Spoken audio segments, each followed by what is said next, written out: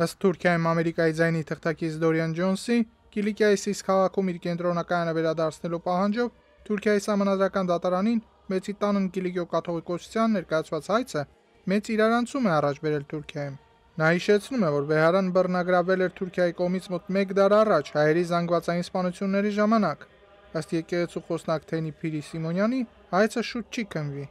Ըստ որոշ թուրք վերլուծաբանների, պաշտոնական Երևանը եւ հայկական Սփյուռքը հայցը դիտում են իբրև հայոց ցեղասպանությունը ճանաչելու նպատակով Անկարայի վրա գործադրվող ճնշում։ Ըստ Ստամբուլի Սուլեյման Սահ համալսարանի քաղաքագետ Ջենգիզ Աքթարի, հայկական Սփյուռքը մեծ դեր է խաղում այդ հարցում։ Գոյություն ունի երկու մեծ խումբ ԱՄՆ-ում եւ Ֆրանսիայում, որոնք հանդես են գալիս հայերի սեփականությունը բռնագրավելու կամ ուժի միջոցով ապօրինի վերցնելու մասին փաստաթղթերով։ Ամերիկայի ձայնի թղթակիցը նշում է, որ հափշտակված ունեցվածքի արժեքը տասնյակ միլիարդավոր դոլարներով է գնահատվում, սակայն հայոց պատրիարքարանը Ստամբուլում լրելային հետևում է հայցի ընթացքին։ Ակոսի թղթակից Ֆաթիհ Գյոքանդիլերի համաձայն լռությունը ըստ երևույթին Կիլիկիո կաթողիկոսության հետ մրցակցության ու Թուրքիայի նկատմամբ վախի արդյունք է։ Իշխող Արդարություն եւ Զարգացում կուսակցությունը ընտրությունների նախաշեմին խուսափել է մեկնաբանել այս հայցը։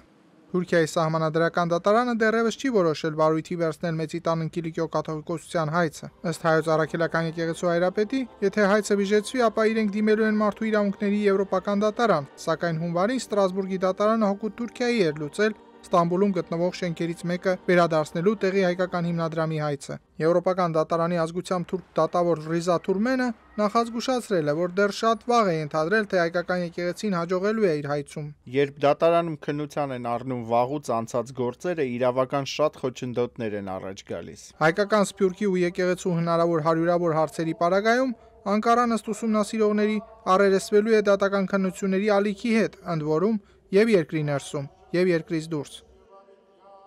Տիգրան Մարտիրոսյան, Ամերիկայի ձայն, Վաշինգտոնից։